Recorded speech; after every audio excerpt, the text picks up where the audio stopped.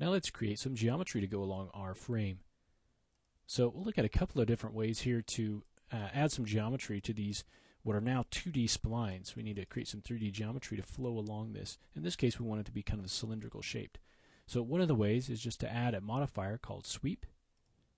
We'll go ahead and add that, turn on smooth highlights, and you can see it looks kind of like a mess right now, but if we go down to the section type, we can see we can change a lot of these settings. So we'll use a built-in section. You can change the shape of the section that it's using, so it has a lot of built-in functionality.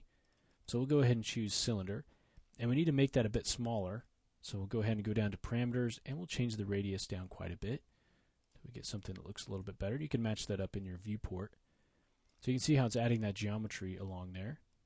Okay, you can also change the interpolation, make it lower or higher res. Okay, and now you can, instead of using the built-in sections, you can also use custom sections that you create yourself.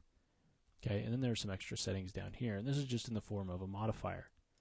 Okay, another way that we can create geometry along these splines is something that's very easy to do and very quick to do, is just to go into the rendering rollout, and I'm going to click on these two little tabs here, enable in renderer and enable in viewport, and that's going to enable these curves and basically turn those curves into geometry.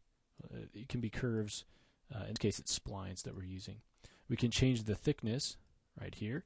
So let's go into our side view and just modify that thickness until we get something that we think looks pretty good. So I think something like that works fairly good for us. Okay, you can also change the number of sides.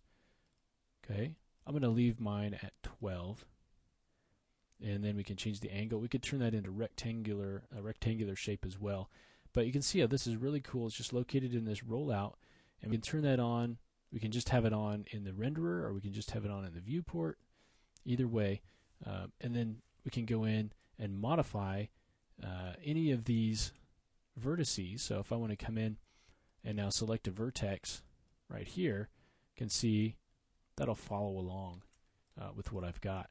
If I want to go ahead and maybe choose this spline, and maybe I want to move it down a little bit, you can see how I can move that around just a little to match everything up.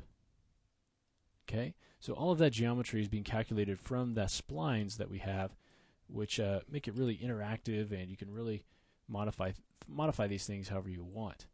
Okay, so now we need to add some geometry for the post here, and then these guys over here.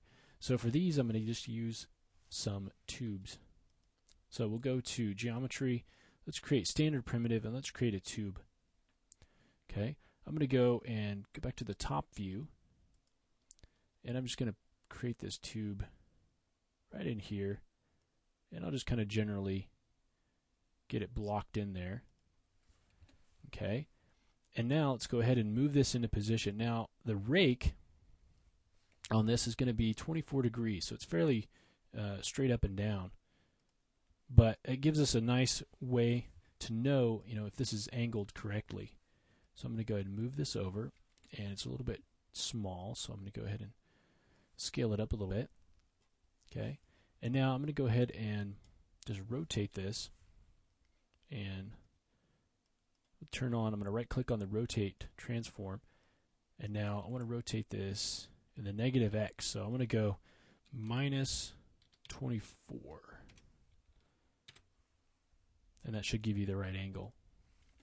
Okay, I'm going to turn on local so I can move this around and scale it locally.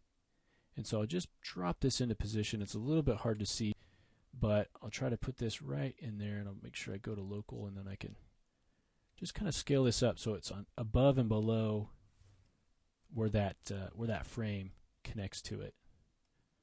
Okay, so what you end up with is something like that.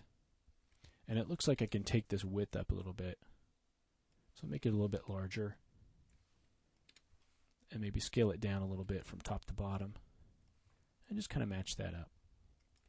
Okay. Alright. I can still go in and change the radius if I want to, because I haven't converted this or done anything to it yet. So I can still change that radius.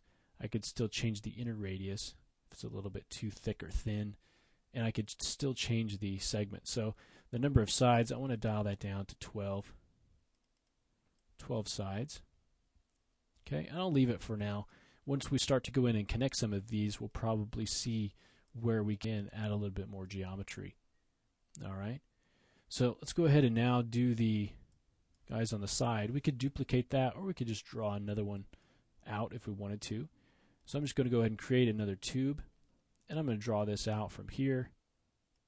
Just kind of pull out that thickness and use that as my guide, and I'll just have to pull out a little bit more to get the actual width of it.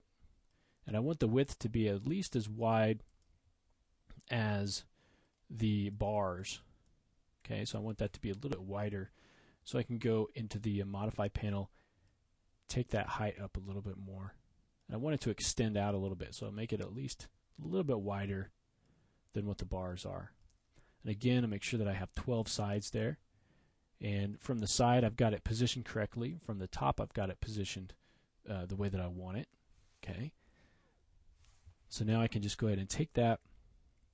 Now let's hold down Shift and duplicate that, make a copy, and then we'll go ahead and move that over and move it down into position right down here. Okay. So I can either scale this down at this point, or I can change the radius. So I'll go ahead and change radius 2, and then I'll change radius 1 to scale that down. Okay. And then the thickness I can keep pretty much the same. All right. And so I've got 12 sides here.